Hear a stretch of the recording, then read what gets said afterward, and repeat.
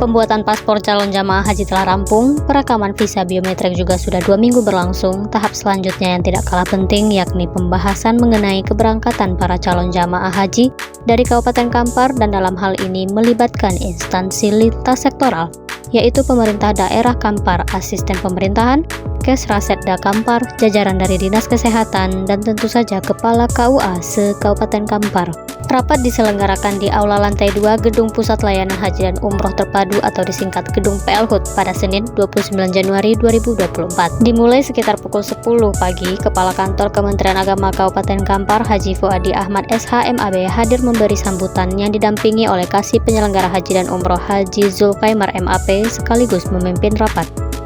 Turut hadir dalam kesempatan kali ini yakni Asisten 1 Ahmad Yusar, Kepala Dinas Kesehatan Kabupaten Kampar yang diwakili Kabid P2P Haryanto SKM MKM dan Kasih Bustami, serta dokter-dokter pemeriksa kesehatan jamaah haji untuk Kabupaten Kampar dan juga kepala-kepala KUA se-Kabupaten Kampar. Zulfaimar dalam pembukaannya menyampaikan bahwa ada beberapa hal yang harus dibahas dengan intens mengenai persiapan keberangkatan jamaah haji tahun ini. Berkenaan dengan informasi terbaru bahwasanya keberangkatan jamaah haji tahun ini tidak lagi melalui embarkasi haji antara Pekanbaru, melainkan melalui embarkasi haji Batam. Untuk itu tentu perlu koordinasi yang konkret dari kita semua agar pelayanan terhadap jamaah haji dan Kampar bisa terselenggara dengan prima. Sementara itu, Kakang Kemenak Kabupaten Kampar Fuadi juga mengharapkan agar koordinasi antar lintas sektoral ini tidak lain dan tidak bukan adalah agar jamaah haji dari Kabupaten Kampar terselesaikan segala kondisi permasalahannya yang ditemui di lapangan. Kebijakan tahun ini untuk keberangkatan jamaah haji adalah harus dikeluarkannya surat istitoah terlebih dahulu baru bisa melakukan pelunasan. Berbeda dari tahun sebelumnya, tentu memerlukan teknis yang berbeda pula dengan menghadapi ini, tambah Fuadi. Menurut data, jumlah jamaah haji dari Kabupaten Kampar yang secara urut porsi adalah sebanyak 744 orang, dengan jamaah lanjut usia sebanyak 45 orang dan jamaah haji cadangan sebanyak 183 orang, sehingga total jamaah haji pelunasan tahap 1 adalah sebanyak 972 orang. Sementara data istitoah yang telah diinput pada Siskohat terdiri dari 70 orang yang telah memenuhi syarat istitoah, 526 orang yang memenuhi syarat istitoah dengan pendamping, dan 9 orang jamaah yang tidak memenuhi syarat istitoah.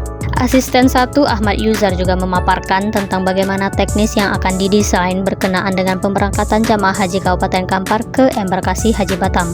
Karena berbeda dengan tahun lalu, tentu penyusunan anggaran dan lain-lainnya memerlukan waktu. Untuk anggaran tahun 2024 masih menggunakan skema yang sama dengan tahun 2023. Sementara di perjalanan ternyata ada perubahan bahwa jamaah akan diberangkatkan melalui embarkasi Haji Batam.